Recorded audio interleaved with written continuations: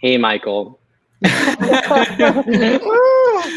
it going? I don't know if I'm ready to do this. I don't know if I'm ready either, but you know what? We signed up for this, so we're Here gonna we do are. it. Here we Here are. we are. I Here we see are. we've got over 70 people tuned in. So thank you. If you're joining us, welcome.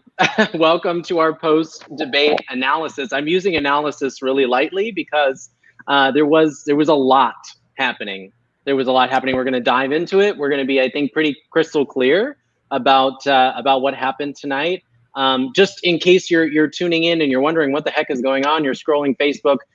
This is Equality Florida Action Inc.'s post-debate analysis. I am Brandon Wolf. I am the media relations manager at Equality Florida, and Michael is with me. Go ahead, Michael.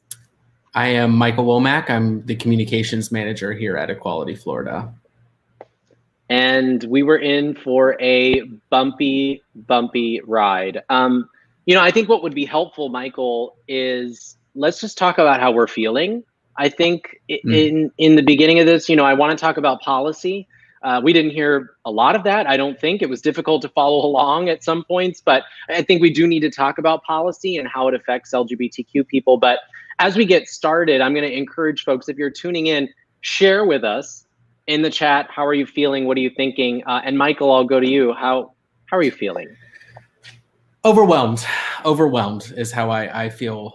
I think the choice generally in this election is clear, and I think that's probably going to be the theme of the night. But overwhelmed and disappointed from one particular side. I think that the president has shown his true colors over and over again, and I don't know why I thought tonight would be any different. Yeah. I think you kind of hit the nail on the head there, that somehow it was worse from Donald Trump than I thought it was going to be. I don't know why I'm surprised. I don't know how after 4 years I can continue to have moments that surprise me. But I want to make clear for the audience, Equality Florida Action Inc. has endorsed Joe Biden for a myriad of issues, and primarily because we know that he and Kamala Harris would be the most pro-LGBTQ pair to sit in that office, and we're excited about what's possible with champions in the White House. For me, the contrast couldn't have been clearer today. I mean, Donald Trump was rambling incoherently for 90 minutes. Chris Wallace, I don't know, was he even a moderator? Was he even there? I don't know if he was even present for half of the debate, because Donald Trump felt like moderator in chief on stage. It was really embarrassing. Donald Trump, in my opinion, was a petulant child tonight. It was embarrassing. Yeah, I agree with you. I think that Chris Wallace, there were some attempts there. But it's interesting what you said about moderator in chief, because I think that part of this story is that Trump has gone unmoderated, unchecked for 4 years. And I think the story of the night is we can't let that happen anymore. Mm-hmm. Yeah, what I liked about Vice President Biden's performance tonight was when he spoke to the American people, right? When Donald Trump was running away with his usual, it's all about me, and radical leftists and socialism and fake news. And then Joe Biden would bring us back, and he would look right into the camera and he would say, it's about you and your families. It's about those of you who have empty seats at the dinner table. From folks that you've lost to COVID-19. It's about those of you who've been economically impacted by the coronavirus pandemic. And he would look us straight in the eyes and he would say, this is not about Donald Trump or Joe Biden. This is about you, and it's about our plans to fix things for you. I thought those were the strongest moments. Right. And I think, we would be remiss if, as Equality Florida, we didn't also mention that LGBTQ people are most affected, or more affected in a lot of cases, by the economic downturn, the harshness of his words, of all of these things that Donald Trump has done or has not done in the past 4 years. He has been present when he shouldn't be, and in your face when he shouldn't be. So it's been a mess. But I agree. I think the choice tonight couldn't be clearer. Joe Biden stood there and there was that moment where he talked directly to the camera. Do you remember that? And said, this is what's going on. And at that moment, I mean, if it wasn't clear already, folks, I think that's really, really where he brought it home. Yeah, yeah, I agree with you. And, I don't want to spend the whole night lamenting Donald Trump's nonsense tonight, because there was a whole lot of that.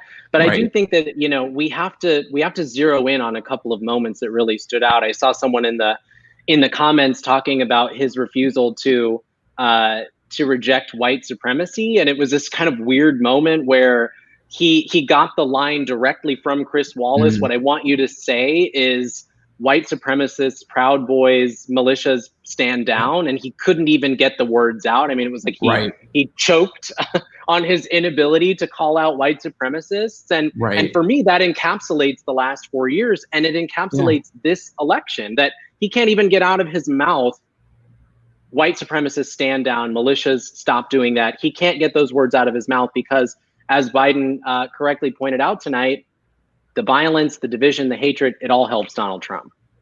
Yeah, absolutely. I mean, couldn't have said it better. Joe Biden has a plan. Donald Trump does not.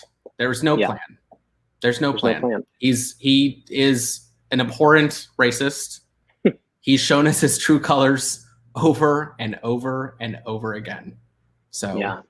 And again, I don't know why I am leaving tonight surprised. It was really all that I thought we were bargaining for, and certainly more. I do want to pivot a little bit to policy. And again, I know it was really difficult to follow. If you didn't watch the debate, there were sort of these sections that Chris Wallace tried to guide people through, although somehow we always ended up back in these weird spots with conspiracy theories. But I want to talk about the policies that were on the table tonight, because to your point, LGBTQ people are disproportionately impacted by the things that we were going to talk about tonight, and in some ways did. And I really want to talk about healthcare, because that's one of the first things we talked about, and it's one of the things that has stood out to me. The Affordable Care Act is on the table. It's at stake right now. The Supreme Court will have oral arguments on the constitutionality of the Affordable Care Act in November, and people with pre-existing conditions could go back to the dark ages where they pay exponentially more for health insurance or lose their health coverage altogether. And we know that LGBTQ people are going to be impacted by that. People living with HIV are going to experience, healthcare as it was in 2008, 2007, when things were really bad. So I wonder if you have thoughts on, what you heard tonight about healthcare and how it impacts our community. Yeah, it's hard to talk about the Trump healthcare plan versus the Biden healthcare plan, because there is no Trump healthcare plan. It doesn't exist. You saw tonight Joe Biden call Donald Trump out over and over again. You have no plan. You have no plan.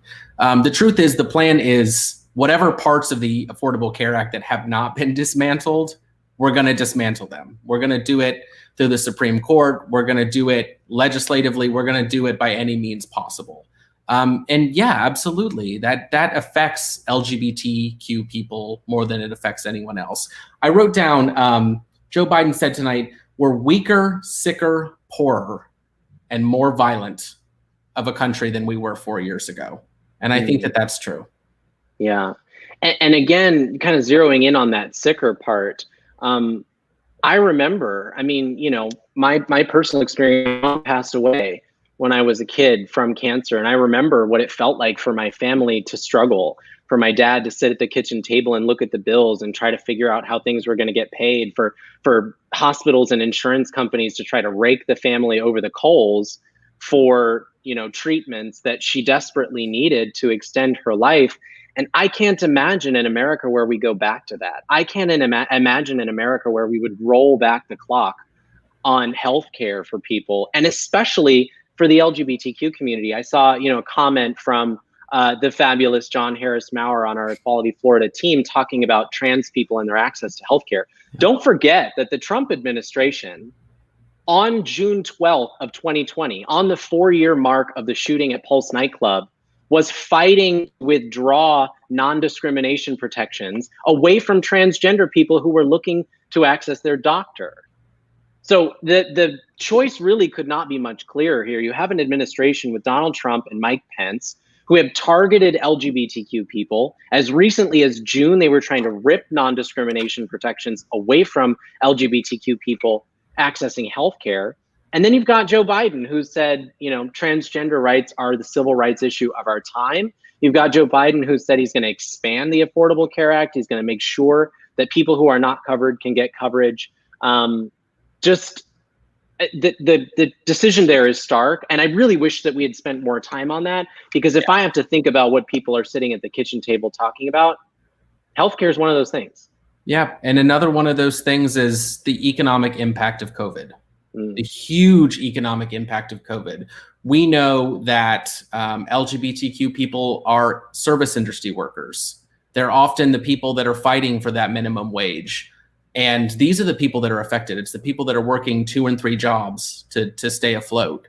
So, these are the people that are affected by this coronavirus pandemic and the economic recession because of the mishandling directly related to the fact that the Trump administration didn't have a plan. They got rid of the coronavirus task force. They didn't have a plan. They threw out the book when the doors shut and they came in. So how do you feel about that? I mean, anything I missed there? Well, I think you're right about, the disproportionate impacts. Again, what I share with people all the time is that there are queer issues that are specific to the LGBTQ community.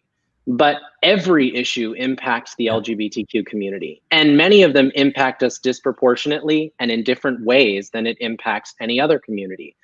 We got Joe Saunders, our fabulous senior political director, here in the comments talking about just how many LGBTQ people are unemployed, right? And to your point, we're more likely to work in the hospitality industry, in the gig economy. We're more likely to have been impacted by the economic downturn. I think about here in Central Florida, where the country is talking about a V-shaped economy and Donald Trump talking about unemployment falling again. The reality is that we have counties right here in Central Florida that are really struggling. Osceola County, where Disney lives, 15% unemployment in August. The rest of the country is seeing 7 and 8%, 15% unemployment in Osceola County. And you want to know who that disproportionately impacts? Our community. So when we're talking about what a recovery could look like, we're talking about a lack of investment in PPE, a lack of investment in sanitization tools, a lack of investment in testing and tracing. All of those things are hitting our community harder than they should.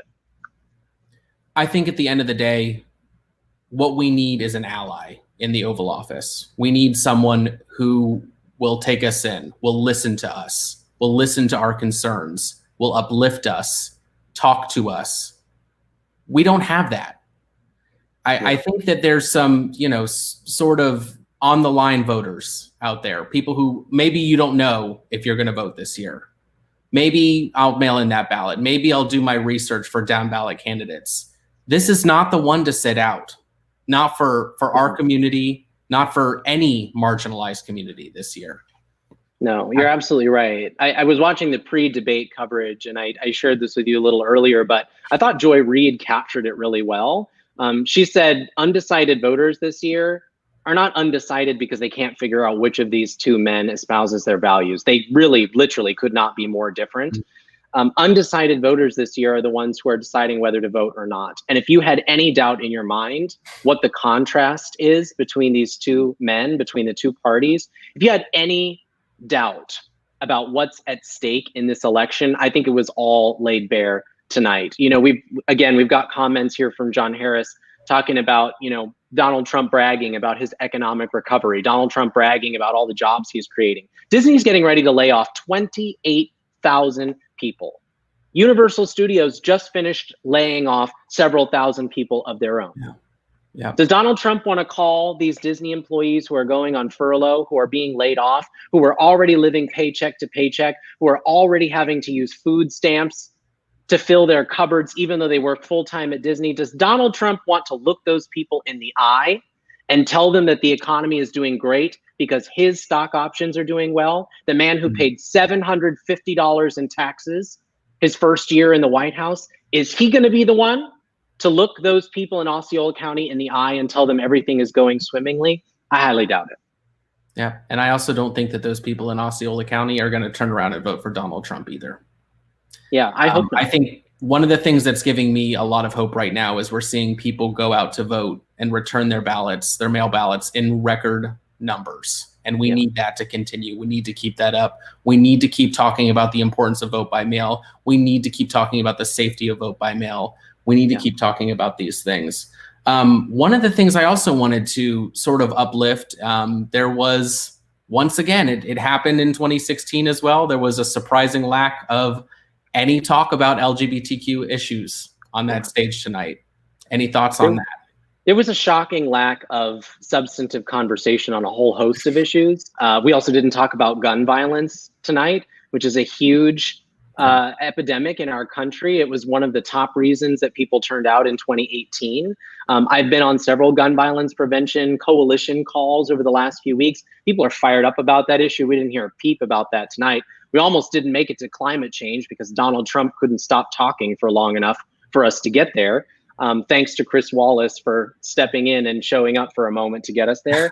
But to your point, you know, LGBTQ people are a huge swath of the country. We've heard a lot about what Florida may hinge on, right? We've heard a lot about Latino voters and you know, are they maybe supporting Trump more than they did last time? There's been a lot of discussion. What you haven't heard a lot about is just how impactful the pro-equality vote is. And I think about that right here in the state of Florida.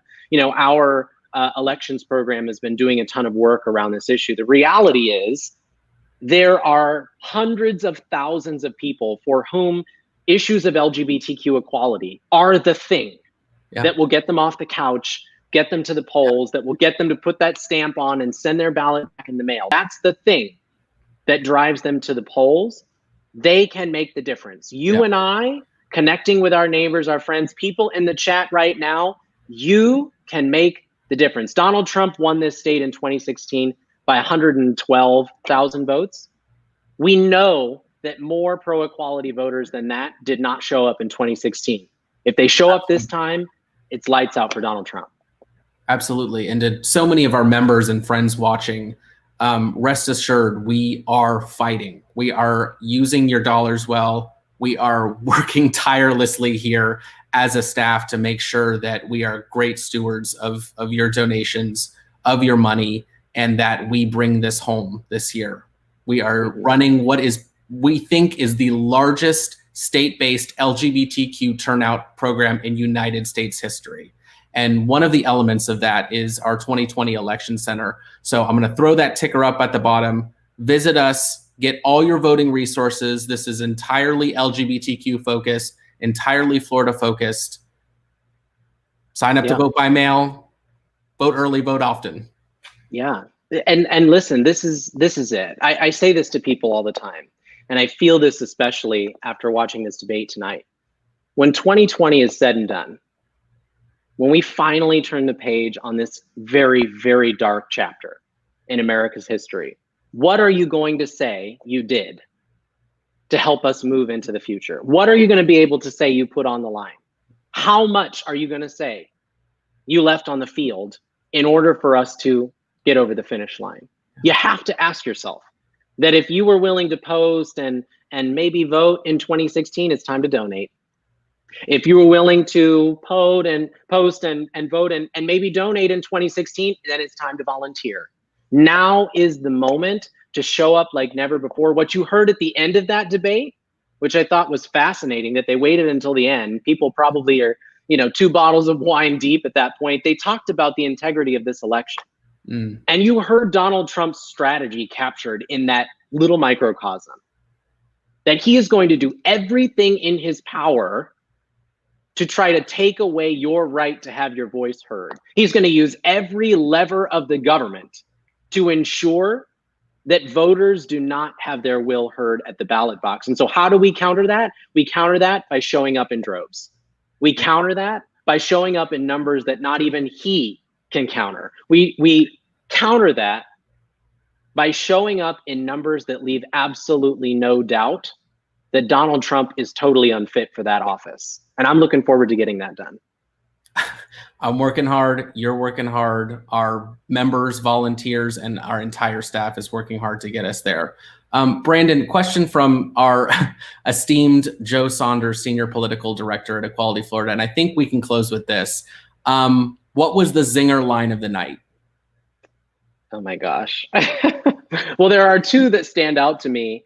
Well, three. I've got three. I've got my top three, and I'm sorry I can't narrow it down from that. But I really feel like, although they're not policy related, although they're kind of like one-liners, whatever. Right. I really think that Vice President Biden captured the American mood three different times. The first one is when he just looked over at Donald Trump and said, "Will you shut up, man?"